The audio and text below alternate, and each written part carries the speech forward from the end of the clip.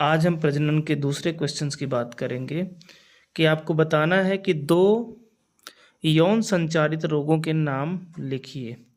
तो हमारे पास कौन सा है, गोनोरिया और एड्स। ये कौन से रोग हैं जो यौन संचारित रोगों से होते हैं।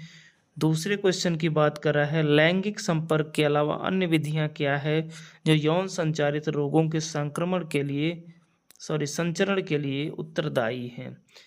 तो इंजेक्शन, सुई, शल्य क्रिया उपकरण, रक्त आधान से ये अन्य विधियां हैं जिससे यौन संचारित रोगों के संचरण के लिए उत्तरदायी होता है। यानी अगर आपको एड्स होना है तो एड्स के लिए आपको ऐसा नहीं कि आप क्या कर रहे हैं, किसी के साथ शारीरिक संपर्क कर रहे हैं, इसके बावजूद क्या हो सकता है कि किसी इंजेक्शन सुई से भी ये डिजीज आपको पास ऑन कर सकती है।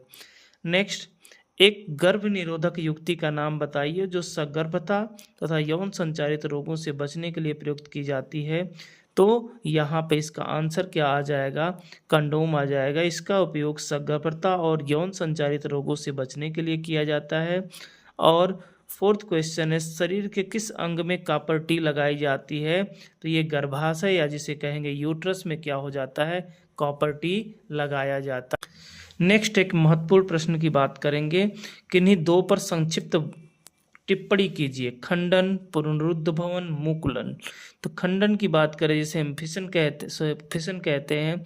एक कोशिकीय जीवधारी का दो या अधिक पृथक पुत्री कोशिकाओं में विभाजन को ही क्या बोलते हैं, खंडन कहते हैं।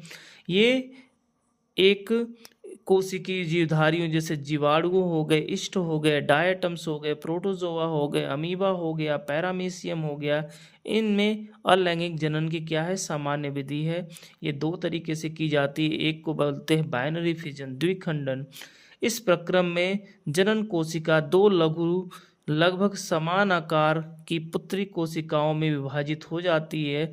यह सामान्यतः अमीबा, पैरामीशियम और लिस्मैनिया में पाया जाता है। जैसे ये अमीबा है, ये क्या करेगा, दो डॉटर सेल में कन्वर्ट हो जाएगा।